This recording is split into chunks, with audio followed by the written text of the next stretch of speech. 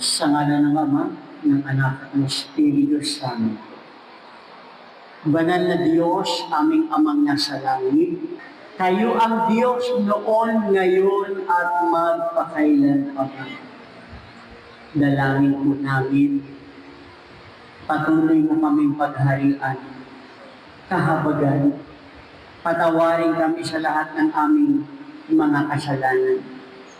At patuloy namin hinihiling na pagpalain ang araw-araw naming buhay.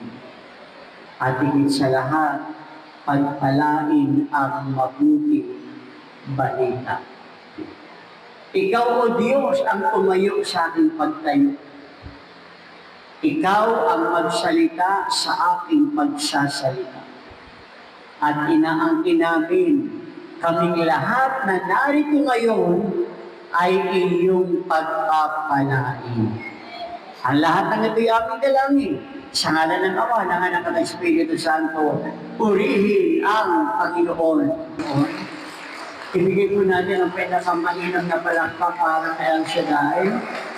Ang palakpak na yan ay pasasalamat na tayong lahat ay naririto upang ang Diyos na tumawag sa atin ay Diyos na ating paglilingkuran, pupurihin at sasampahin. Amen po. God is good. And all the time, buksan po natin ang mabuting balita ng Panginoon. Mateo chapter 9, verse 36, hanggang chapter 10, tuloy ng verse 8. Ang mabuting balita ng ating kaligtasan. Yung naniniwalang mabuti ang Diyos. Come on, ibigay natin ang the best na palakpak. Diyos na nagpapatawad, Diyos na nagpapagaling, Diyos na umaayos ng ating buhay. Ang pangalan niya ay El Shaddai. Malakas na palakpak sa Diyos. Sumigaw sa ganap. God is good. And all the time. Tumayan niyo ang inyong katabi. Sabihin mo sa Kanya, pinagpala tayo ng Diyos.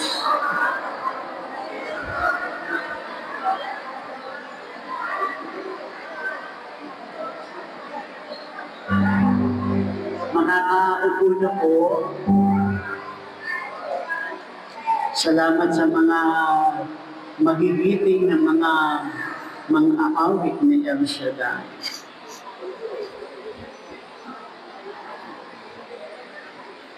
Ang mensahe po na ating mapapakinggan ay sesentro sa habag ng Panginoon at ang kanyang pagtatalaga sa kanyang mga alagad sa pagmimisyon. Now, makinig po tayong lahat. Sa bahagi pong ito ng mabuting balita, Ebanghelyo, makikita natin ano nga bang puso mayroon ang Panginoong Jesucristo. Sabihin niyo po, puso.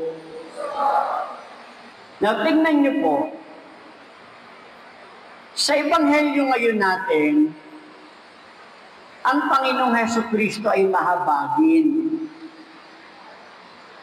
At ano nga bang puso mayroon ang ating Panginoon? Dahil dito makikita natin ang kanyang pagmamahal sa mga tao na nung unang panahon, ang tingin ni Jesus, sila'y mga tupang walang pastol. Wala sa kanilang gumagabay, walang namumuno. Nakita niya yung kanilang pangangailangan. At dahil dito, nagsimula ang isang mahalagang plano. Yung kanyang hakbang, yung kanyang idea, yung kanyang pag-iisip, yung kanyang puso. Ano ang plano na ginawa ng Panginoon? Nung makita niya ang mga tao na ito, kawawa, tinawag niya ang kanyang 12 alagad. Binigyan ng kapangyarihan at sila'y pinagtutusan at sila'y pinadala upang gawin ang ginagawa niya mismo. Kung ano ang ginagawa ng Panginoon, ipinagputos niya ito sa kanyang 12 alagad. Ang ipangaral na malapit na ang kaharian ng Diyos, magpagaling ng mga may sakit, magpalayas ng masasamang espiritu, at tumulong sa kapwa, libreng tinanggap, libre ring ibabahagi sa iba. Ano ang aral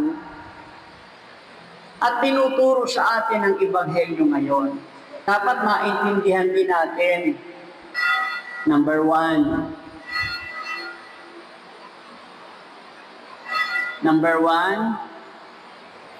Ang puso ng Diyos ay puno ng habag at malasakit.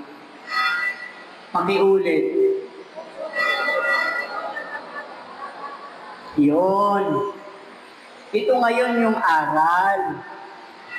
Ang puso ng Panginoon, punong-puno siya ng kahabagan, punong-puno siya ng malasakit. Kaya kahit hindi tayo karapat-dapat, marami tayong karumihan, marami tayong kapalpakan, marami tayong mga lihim na kasalanan, marami tayong mga kahinaan, maraming masigit na magaling sa atin.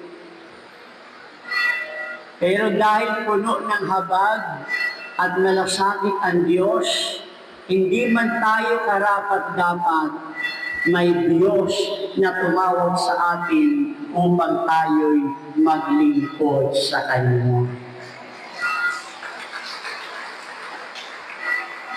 Hindi lang nakikita ng Diyos yung ating physical na pangangailangan. Nakikita niya yung ating pagod. Nakikita niya yung ating kalungkutan. Yung pagkawala ng gabay. Ang tunay na paglilingkod ay nagsisimula sa pagmamahal at awa sa kapwa, gaya ng Panginoong Hesukristo. Pangalawa, lahat tayo ay tinawag na maging manggagawa. Hindi lang mga pari o leader, mga disciple, mga choir, mga coordinator, mga team leader, mga contact person ang tinawag. Lahat ng mananampalataya ay may tungkuling magbahagi ng mabuting balita at tumulong at maglingkod sa kapwa. Purihin ang Diyos.